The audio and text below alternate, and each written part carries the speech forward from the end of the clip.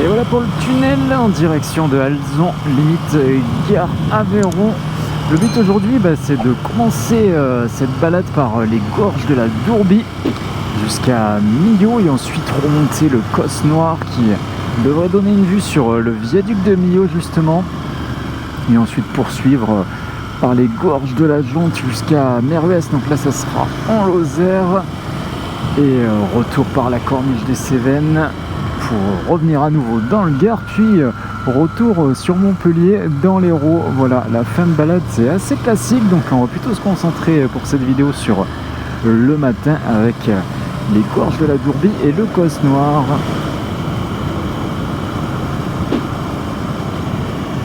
Bon, là je viens de passer village de Nant, il y avait station-service totale, donc j'ai fait le plein, c'est bon, moi je suis tranquille jusqu'à la fin de journée. Donc là on va pouvoir vraiment démarrer les gorges de la Dourbie.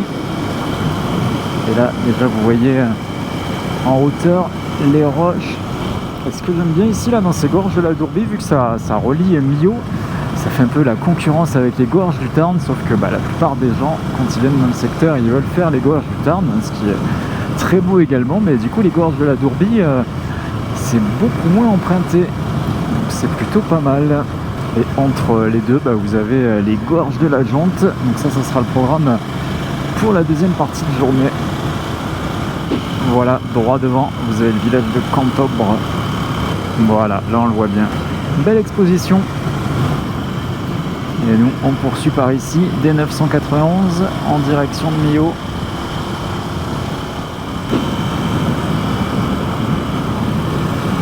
C'est sympa là, c'est un rassemblement de lotus, différentes générations.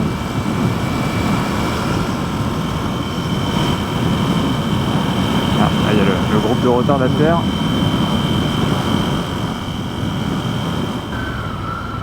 Et voilà, la Dourbie, on passe dessus.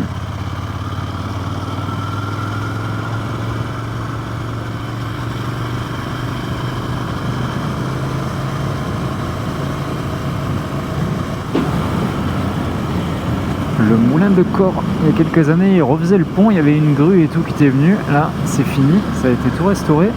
C'est assez joli. Arrivé sur Millau, et là, on va pas voir grand chose de la ville, puisque au premier rond-point, on prend première à droite et on remonte au niveau du Causse.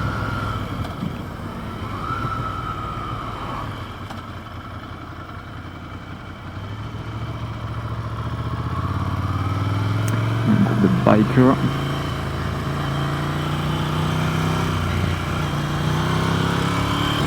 Il y avait parapente dans le ciel et juste en bas là au niveau du rond-point j'avais vu un type en scooter, il avait un énorme sac avec sa toile de parapente justement. Après une fois qu'il descend parapente, le scooter ne va pas descendre tout seul.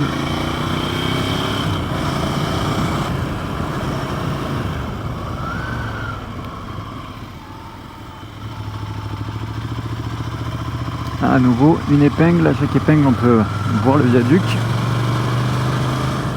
et la ville de Millau forcément en contrebas.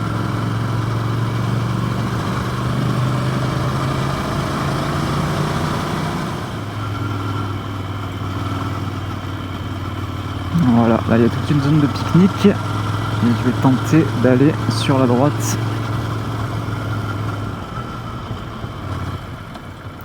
Le Poncho d'Agast.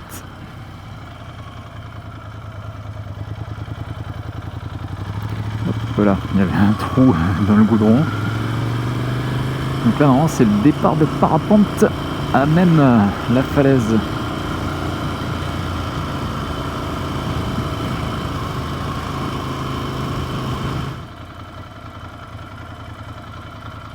Ouh là là là là, il y a de l'eau partout là.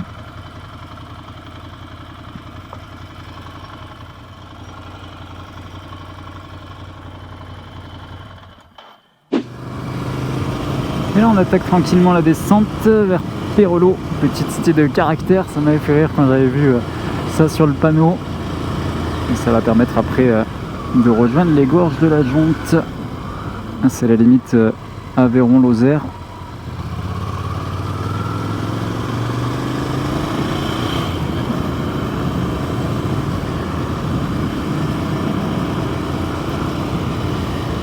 des Allemands, ils étaient en train de manger tranquillement.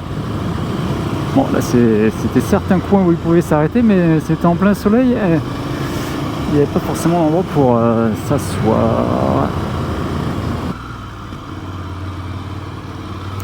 Et voilà, et au-dessus du pont on passe au Rosier. Changement de département. Donc ceux qui ont le stop, hein, voilà, c'est bien ce qu'il me semblait. Et voilà, le Rosier, c'est le début des gorges de la Jonte. Petit panneau, circuit gorge Écosse. Ah, joli cours d'eau là. Petite cascade en bas. C'est agréable quand même ce genre de route quand il n'y a pas grand monde. Et c'est ça le petit plus des gorges de la Jonte par rapport aux gorges du Tarn, c'est que là, il y a quand même moins de monde dessus, donc on prend un peu plus de plaisir. On n'a pas besoin de rager derrière un groupe de camions, de caravanes, de camping-cars. C'est mignon là, le petit pont.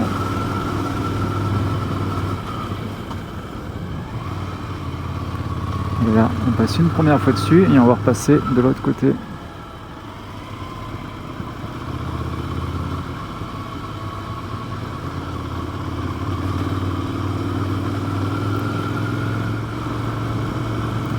Voilà, le centre historique, il est sur la droite.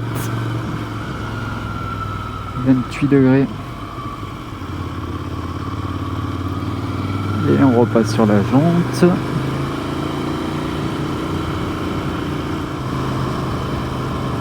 Ah oui, 2,05 € le samplon 95.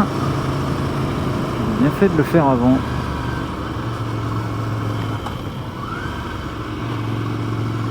Oh, sympa les petites statues de cheval et de poulain en métal.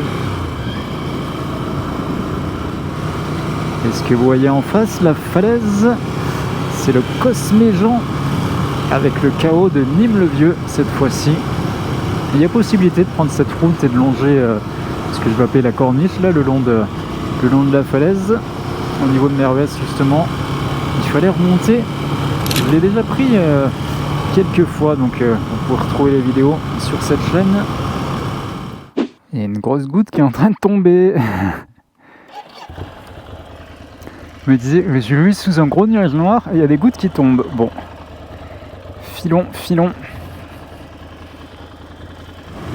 Autour de Vébron, en direction de Florac, et là, je vais aller au plus court. Je vais prendre le petit raccourci qui permet de rejoindre la corniche des Cévennes directement au niveau du col de Solpétrière à 1000 mètres, sans devoir aller jusqu'à Florac.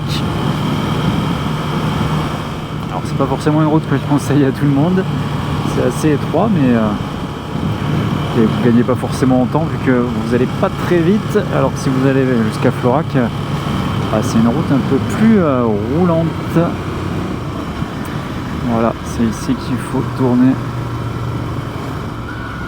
Hop là.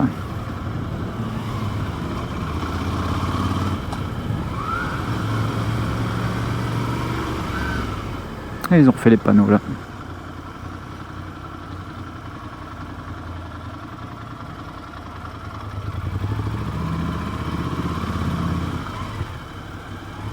Le Tarnon. Et le panneau gravillon. Bien sûr, ils auraient pu le mettre avant. Je n'aurais pas forcément pris cette route si j'avais su. Bon, poursuivons.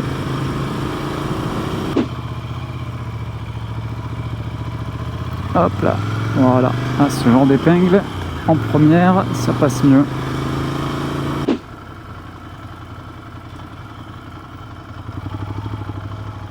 Ils ont mis des clôtures. Ah non, ils ont pas mis de clôture. Ah si.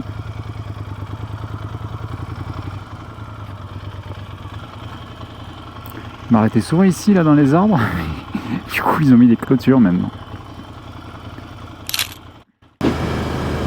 Bon allez, vous allez me dire quelle était la probabilité qu'au moment où je m'arrête faire une pause, il y a deux autres motos qui arrivent juste derrière moi, que ce sont des Desert Sled. On commence à discuter et là ils me disent qu'ils sont en train de faire une trace qu'ils ont trouvée sur internet, sur un blog de quelqu'un qui partage ses balades sur YouTube. Il a aussi une Desert Sled. Ah bah tiens, c'est bizarre, j'ai l'impression de le connaître.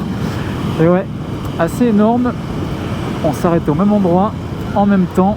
On a la même moto. Ils étaient en train de suivre une trace que j'avais partagée sur internet. Du coup, on a un petit peu discuté. Comme ils sont là plusieurs jours dans le secteur, et ben, ils vont à nouveau consulter le blog pour essayer de trouver d'autres traces.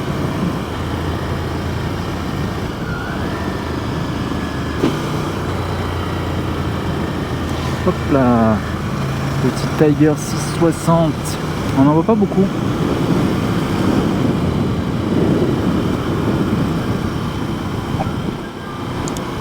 Hop là.